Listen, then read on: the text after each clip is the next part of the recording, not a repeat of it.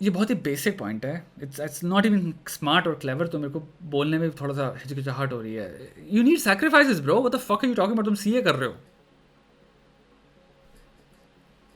The whole point of any fucking thing दुनिया में achievement का ये है कि हमारे पास परपेचुअल इनडेफिनेट टाइम नहीं है. We only have fucking 24 hours a day.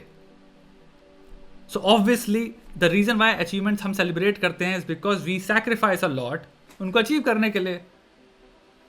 तो अगर तुम्हें सीए निकालना है, उस फ्रूट को चखना है, तो उसका चखने की कंडीशन है सैक्रिफाइस करना, वरना उस फ्रूट की टेस्ट में मजा ही नहीं आएगा. क्योंकि अगर तुम मजे भी कर पाए जिस लेवल पे करना चाहते थे, टीवी शोज भी देख पाए जिस लेवल पे देखना चाहते थे, ऑनलाइन भी बैठ लिया, लाइव स्ट्रीम भी देख पाए जितने लेवल पे बैठना चाहते थे, और फिर तुमने वो भी निकाल लिया, तो उस चीज़ की औकात ही क्या रह गई? वो मे भी इतनी इंपॉर्टेंट थी नहीं, वो चीज़ ना ही इतनी कठिन थी, वो ऐसे हो जाती.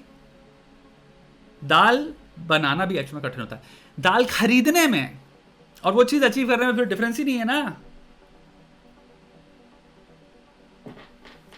लेकिन फोमो एक इल्यूजन है, कंसेप्चुअली फोमो इल्यूजन है, बिकॉज अगर तुम इसको ऑब्जेक्टिवली देखोगे, फोमो का पहला कोई अंत नहीं है. दूसरा, ये अपने में ही फ्लॉड चीज़ है, क्योंकि तुम ये कह रहे हो कि मेरे दोस्तों को पता है लाइफ में क्या करना है, and they have made very smart, legitimately clever decisions, and वो वारंट कर रहे हैं हैविंग फन.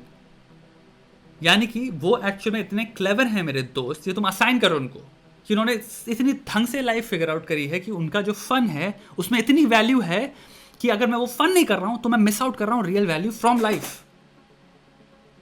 सच ये है, जब तुम उनके साथ बैठोगे तुम रियलाइज करोगे they just fucking having fun because they can afford to, and a lot of them maybe cannot afford to, and despite they're having fun, and they'll fucking fail at whatever they're supposed to do, and they'll probably fucking regret that shit.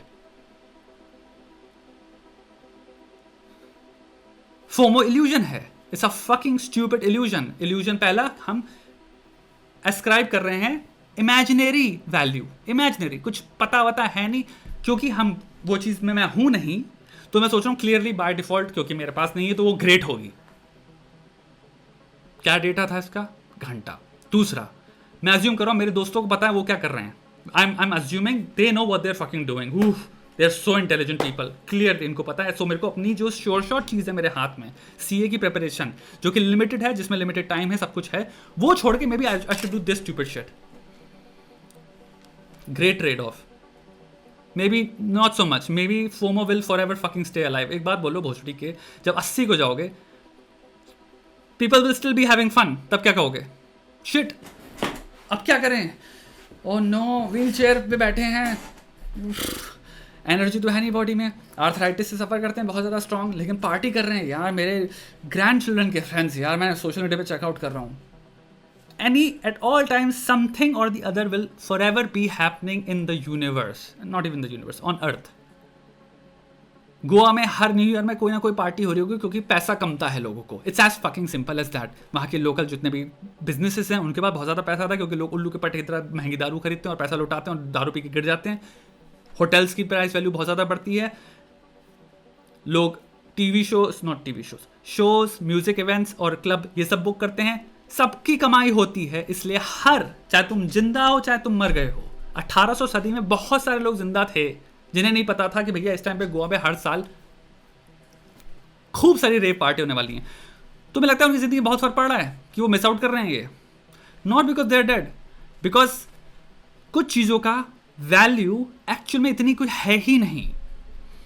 Meaning, इसलिए जब भी तुम किसी समझदार इंसान से बात सुनोगे और लाइफ की मीनिंग की बात करेगा, तुमसे कभी नहीं कहेगा कि हिडोनिक मीनिंग के पीछे जाओ, रोज क्लब जाओ, you will be very happy in life. No, because आप ये चीज़ रियलाइज करते हो, जो भी रोज क्लब जा रहा है वो 6वें दिन, मे बी 5 दिन वो कहेगी wow I really feel an elevation in my happiness index.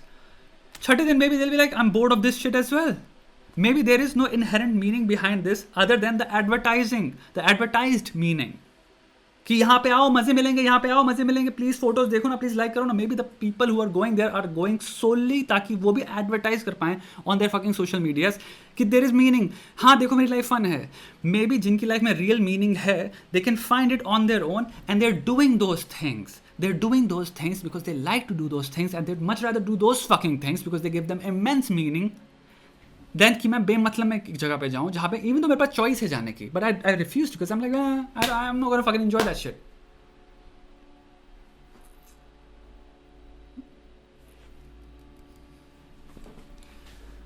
तुम्हें सीए करना है, दैट इज समथिंग जो तुम कह रहे हो मैंने चूज किया अपनी जिंदगी के लिए, जो मेरे को मरते दम तक एक्चुअल में सपोर्ट करने वाला है. इट्स अ डिसीजन एंड तुम उसको इक्वेट कर रहे हो पार्टी और फ्रेंड्स और मजे कर रहे हैं उससे. Now having said that I understand you are a kid and you feel that feeling, but उसको जब ऑब्जेक्टिवली देखोगे तो तुम्हें दिखेगा ना कि इन दोनों चीज़ों की एक्चुअल में वेट क्या है. मैं सीए छोड़ने की बात कर रहा हूँ from time to time to have fun with my friends. Maybe it should not be a trade off. Maybe या तो मैं इतना पढ़ सकता हूँ कि on some occasions I can go have fun with them, but maybe उनकी life की प्रायोरिटी ये नहीं है. मे बी जब मैं सीए निकाल लेता हूँ I can actually have fun with them on all occasion जब वो फन कर रहे हैं. मे बी लेकिन ये ट्रेड ऑफ नहीं होना चाहिए. तो हर पर्सपेक्टिव और पॉइंट ऑफ व्यू से देखना है. लेकिन फोमो कभी नहीं जा रहा. फोमो कभी नहीं जा रहा. फोमो क्या है? Fear of fucking missing out. Okay ठीक है, मेरी शादी हो गई तो अब मैं मिस आउट करूँ, मैं तो डेटिंग नहीं कर सकता. ये हो गया फियर ऑफ मिसिंग आउट. मेरी बीवी की शादी हो गई, दुनिया में लाखों लोग की, करोड़ों की, जितने की शादी हो गई, जिंदगी में उनको फिर यही सोचते रहना चाहिए हम तो यार ले यार अब तो इसमें आ गए. ठीक है भाई 50 साल के हो गए, फियर ऑफ मिसिंग आउट ले यार. वो स्किन नहीं रही शक्ल पे.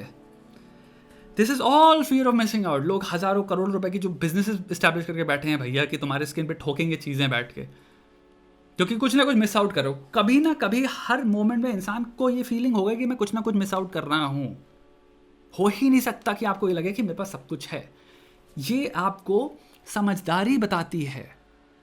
खुद से इंस्टिंक्टिवली कभी आपकी सहन, आपकी सेल्फ नहीं बताएगी कि तेरे पास सब कुछ है. नहीं दोस्त, बहुत समझदारी अध्ययन लगता है सेपरेट करने में कि क्या हमें बेचा गया है, और अगर वो होए या ना होए मेरी ज़िंदगी में कोई फ़र्क नहीं पड़ने वाला. अध्ययन करना पड़ता है, डेटा कलेक्ट करना पड़ता है, फिर उस डेटा को देखना पड़ता है कि ये जो चीज़ें इतनी सारी प्राप्ति कर ली है, इसलिए मटीरियल लाइफ को 2 कौड़ी की वैल्यू दी जाती है हर फिलॉसफी में.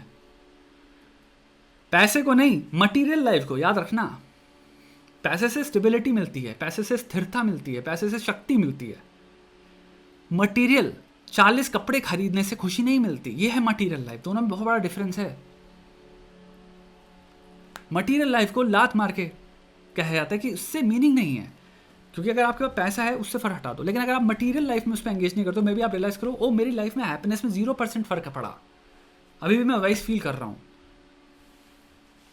तो ये चीज़ समझो, तुम्हारा फोमो है लेकिन मे बी तुम्हें रियलाइज़ करना है ओके प्रायोरिटी क्या है अभी, और ये जो मैं फील भी कर रहा हूँ क्या ये कभी भी जाएगा, इसका कोई भी सेटिस्फैक्शन पॉइंट है, या फिर you know I am just a dog chasing a car जो मैं कभी पकड़ नहीं पाऊंगा लेकिन बस मैं भागता रहूँगा. I think a lot of addiction जो आजकल की जनरेशन फेस कर रही है वो इसी तरह की थिंकिंग से आ रहा है कि हम बैठ के बम बम बम बम बम बम बम, बिकॉज कभी हम फील कर ही नहीं सकते कि हम सेटिस्फाइड हैं या फिर जो भी कुछ है हमारे पास वो पूरा है, और ना हमें सोशल मीडिया करना देगा.